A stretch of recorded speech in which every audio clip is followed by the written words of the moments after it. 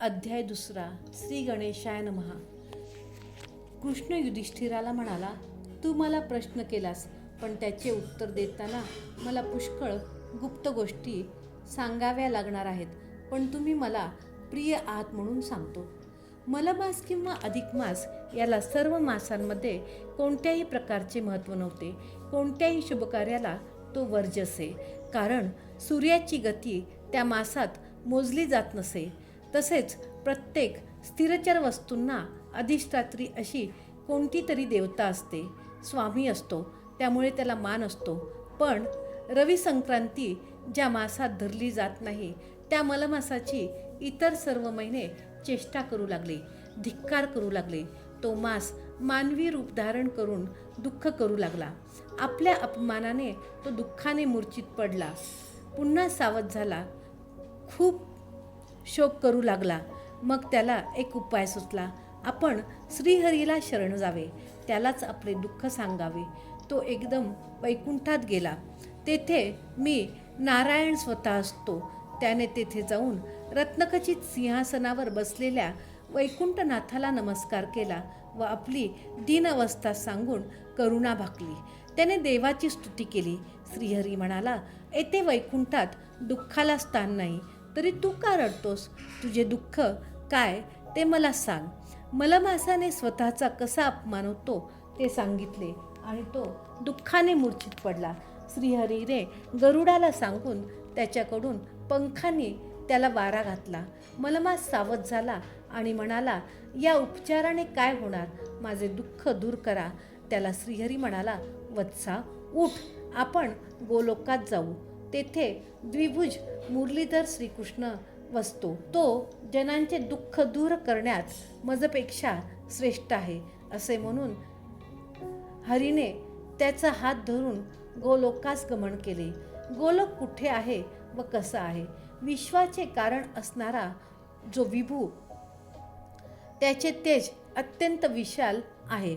त्यात सत्यलोक, वैकुंठ व कैलास असे 3 लोक असून गोलोक त्यांच्याही पलीकडे आहे. त्या गोलोकात एक सुंदर ज्योती आहे. त्या ज्योतीच्या अंतरंगात अत्यंत तेजस्वी असा किशोर वयाचा पितांबरधारी मुरलीधर आहे. त्याचे सौंदर्य, प्रभाव, पराक्रम, स्वरूप, तेज, ज्ञान सर्वच इतर सर्व देवांच्या पेक्षा श्रेष्ठ आहे. मलमासाला घेऊन वैकुंठनाथ विष्णू त्या लोकात गेला. तेथे मुरलीधर पुरुषोत्तमाचे दर्शन घेतले. त्या समयी अश्रू ढाळीत असलेल्या दीनवदन अशा मलमासाचा परिचय पुरुषोत्तमाला त्याने करून दिला. पुरुषोत्तम भगवान की जय. अध्याय 2. श्री गणेशाय नमः. पूर्वाध्यायाची कथानुसंधान. धर्मे कृष्णासी केला प्रश्न, आता त्यावरी रुक्मिणी रमण उत्तर देते ऐकीजे. कृष्ण म्हणे, युधिष्ठिरा, तू माझा प्रश्न केलासी खरा, परी याचे उत्तर द्याया जरा. क्लेश अंतरा वाटती, येथीचा विषय अतिगुप्त. ऋषींसीही कदा नव्हे प्राप्त, दारापुत्र बंधुकी आप्त. यासीही अप्राप्त निश्चय, तथापि तू मद्भक्त परम. म्हणून मज वाटती श्रम, यास्तव आता यथानुक्रम. सांगतो ऐके साचार, चैत्राधिक सर्व जे मास. केला काष्ठा लघटी पक्ष, मुहूर्त याम रात्री प्रादोष. ऋतू अयने संवत्सरे, आणि युगादी पराधांतवरी. जे अन्याही कालभाग निर्धारी, वापी कूप पल्वल झरी. हृदय सरिता समुद्र, लता औषधी वनस्पती द्रुम. तत्सारक पादप आराम, वने उपवने पुरे ग्राम. आणि पर्वत इत्यादी कजे, ते सकळही मूर्तिमंत. स्वस्वगुणी पूजिले जात, त्या सर्वांचेही स्वामी असत. म्हणून सतत पूजिजेती, त्यात स्वामी वर्जित आणि अपूज्य ऐसा नाहीच कोणी. उत्तम फल देती म्हणून स्वाधिकारी पूजिजेत. स्वरस्वामीचा आश्रय त्यास, तेने पावनी सौभाग्यास. जगा माझी शोभत अशेष, तो एक विशेष वर्तले. कदाचित अधिक महिना उत्पन्न झाला पांडुनंदना, तया पाहुनी लोक नाना दूषणे ठेवू लागले.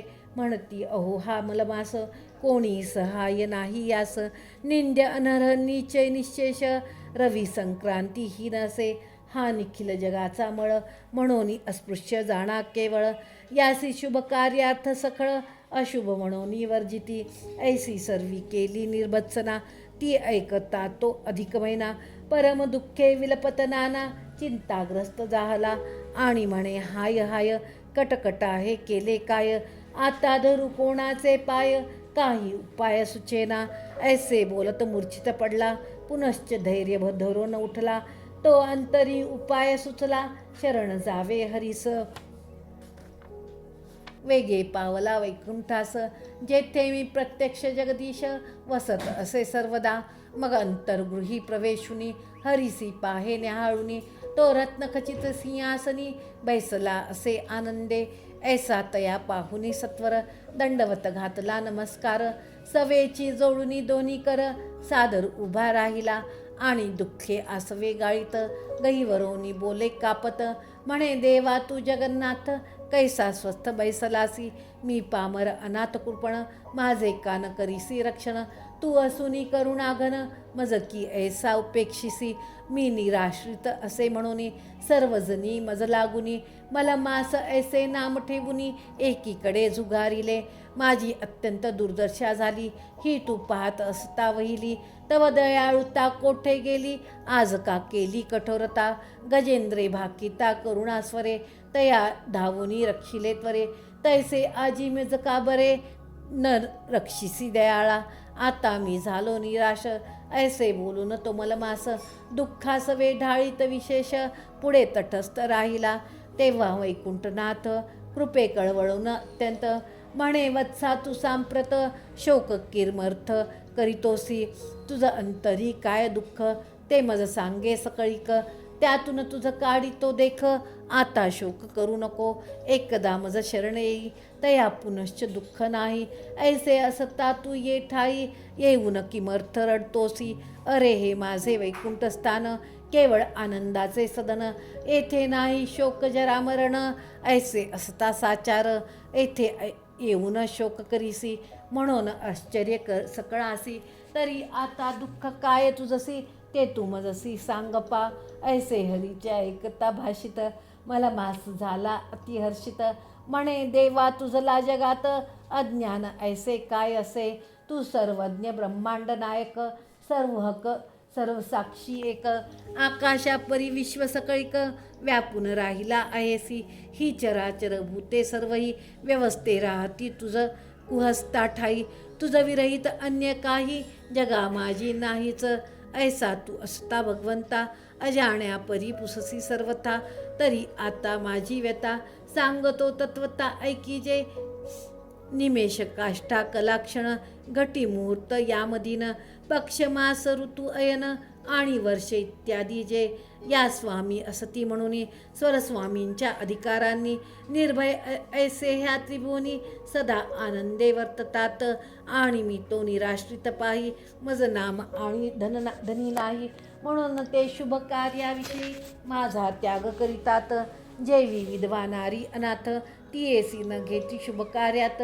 अशुभ म्हणून व्यवहारात, मुख न पाहता ती येचे, तेवीच झाली माझी स्थिती, हा मलमास निषिद्ध असती अति, ऐसे सकळ जन बोलती, दुःख किती काय सांगू, यास्तव आता द्यावा प्राण, हेची इच्छिते माझे मन, निंद्यपणे वाचणे आपण, याहुनी मरण श्रेष्ठ वाटे, सर्वांग जळत आहे ज्याचे, तयासी निद्रा सुख कैचे, याहुनी अन्य सांगावयाचे, उरले नाही काहीच, देवा तू पर दुःखा सहिष्णू, लोकोपकार प्रिय विष्णू, आहेसी दुष्ट लोक जयष्णू, वेदी प्रसिद्ध असे, सर्वांग जळत आहे ज्याचे, तयासी निद्रा सुख कैंचे, याहुनी अन्य सांगावयाचे, उरले नाही काहीच, देवा तू पर दुःखा सहिष्णू, लोकोपकार प्रिय विष्णू, आहेसी दुष्ट लोक जयष्णू, वेदी प्रसिद्ध असे, तरी तू निज धर्मासी,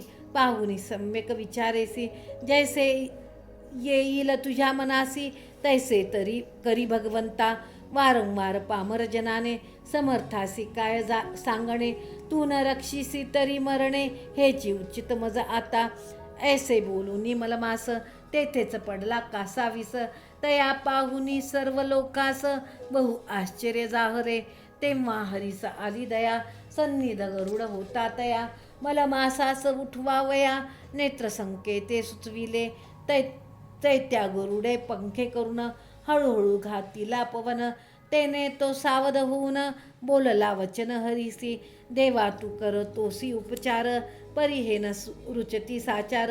तू जगत करता जगदीश्वर म्हणून शरण आलोसे तरी टाकून अन्य काज. त्राही त्राही त्राहीच मज शरणागताची उपेक्षा तुझ योग्य नव्हे समर्था. तथापि देवा तू सांप्रत माझी उपेक्षा करीसी किमर्थ. ऐसे बोलूनी थरथर कापत विलाप करीत पडिन्नला. त्या मलमासासी श्रीधर म्हणे वत्सा उठ उठ बर. ते तुझे कल्याण होईल सत्वर विषाद करू नकोची. बा तुझे हे दुःख अनिवार्य असे यात नाही संशय. परी यावर एक उपाय सुचला असे अंतरी. तरी मज संगे येई त्वरित चल जाऊ गोलोकाप्रत. तेथे जो का गोलोकनाथ पुरुषोत्तम वसत आहे तो साक्षात द्विभुज मुरलीधर श्रीकृष्ण भगवान परमेश्वर. देवांचाही देव परिकर मज मुनी श्रेष्ठ असे तयाची सुंदर स्वरूपस्थिती. येथे काय सांगू तुझ प्रती.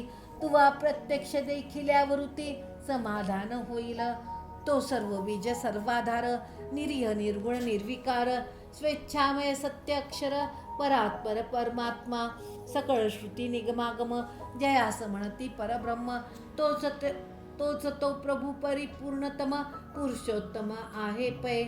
यास्तव तेथे जाऊ आपण पुरुषोत्तमाचे धरू चरण. तो तुझे हे दुःख संपूर्ण हरील जाण निश्चये. ऐसे बोलूनी या श्रीपती मलमासास धरुनी हाती. वैकुंठाहुनी गोलोकाप्रती सत्वर जाता जावला. श्रीकृष्ण म्हणे युधिष्ठिरासी गोलोक तो काय म्हणसी. तरी तयाची स्थिती तुझसी सांगतो ऐके समग्र. पूर्वी प्रळयी अति निर्मळ कोटी सूर्याहुनी तेजाळ. ज्योती स्वरूप मात्र केवळ असते झाले एकची. ते सकळ विश्वासी कारण स्वेच्छामय विभूचे तेज जाण. अनंत विशाळ नित्य उल्बण ऐसे असे साचार. तये तेजा भीतर देख सुंदर असती तीन लोक. त्यात जो सर्वोपरी एक तोच गोलोक जाणीजे. तो परब्रह्मा ऐसा शाश्वत 3 कोटी योजने विस्तृत. मंडलाकृती परमाद्भुत तेज स्वरूप विशाळ. रत्नभूमिमय विचित्र योगियांसही अदृश्य पवित्र. महावैष्णवजनांची मात्र गती होय तये लोकी. आणि ईश्वरे योगबळेसी अंतरिक्ष धरिले असे त्यासी. आधी व्याधी जरा मृत्यू विवशी तेथे नसती कदाच. नानाविध रत्न खचित असंख्य मंदिरे तेथे असत. तई तो गोलोक अत्यंत सुशोभित दिसत आहे. आणि गोलोका खाली दूर 50 कोटी योजनांवर दक्षिण सव्य बाजूसी सुंदर 2 लोक आहेत पै. त्यात दक्षिण मार्गी जो एक तोची जाण वैकुंठ लोक. तयाचा विस्तार आणि सुरेख 1 कोटी योजने. आणि तये लोकी जे वसती ते सर्वही वैष्णव असती. विष्णू समान तयांची स्थिती भिन्नाकृती नाहीच. चतुर्भुज घन सावळे पितांबरधारी तेजागळे. शंख चक्र गदा कमळे हाती असती सर्वांचे. आणि तेथींच्या स्त्रिया सकळ लक्ष्मी ऐशा असती सोज्वळ. ऐसा तो वैकुंठ निर्मळ असे जाण राजेंद्रा. तयाचे डावीकडे दूर शिवलोक शोभतो सुंदर. 1 कोटी योजनावर असे विस्तार तयाचा. तेची स्थिती पाहता सतत पार्षदगणाची सर्व वसत. सकळही ते भाग्यवंत बिये कृतांत तयासी. जैसा साक्षात उमारमण तैसेच दिसती संपूर्ण.